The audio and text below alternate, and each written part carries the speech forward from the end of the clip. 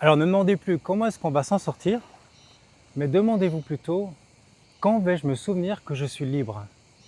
Alors pour vous donner une belle énergie ce matin, je vous partage ce lever de soleil ici sur la plage d'Okinawa, cette île au Japon.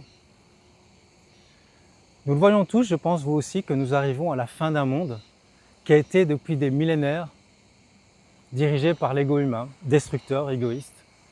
Et on sent aussi tous quelque part, je pense, que nous sommes en train d'assister à une vitesse exponentielle, je trouve, à la naissance d'un nouveau monde. Et comme toute naissance, l'accouchement peut être douloureux. Mais si on est bien observateur, on peut assister en fait à deux révolutions. Une révolution extérieure, bien sûr, mais aussi une révolution intérieure. Et la révolution intérieure, c'est la plus invisible, la plus essentielle. C'est une immense évolution psychologique pour nous tous. C'est un éveil. Par la grâce de l'amour ou par l'accumulation des souffrances accumulées, nous sommes invités à tourner notre attention non plus vers le monde extérieur, mais vers l'intérieur pour comprendre que là aussi, nous ne sommes pas libres.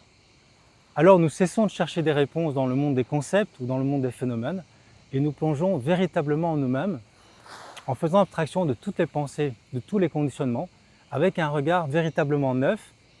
Et puis là, il y a une découverte bouleversante qui nous attend, c'est que nous ne sommes pas un corps, nous ne sommes pas un objet parmi les objets, perdu dans un monde de matière.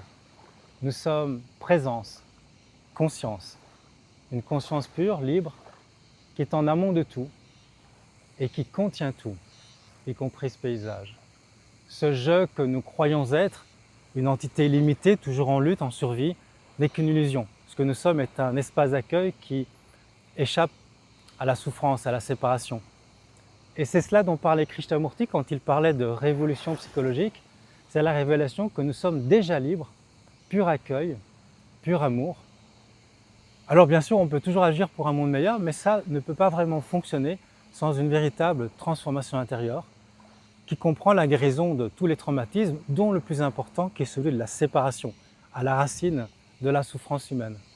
Alors ne demandez plus quand est-ce qu'on va s'en sortir, mais demandez-vous plutôt quand vais-je me souvenir que je suis déjà libre.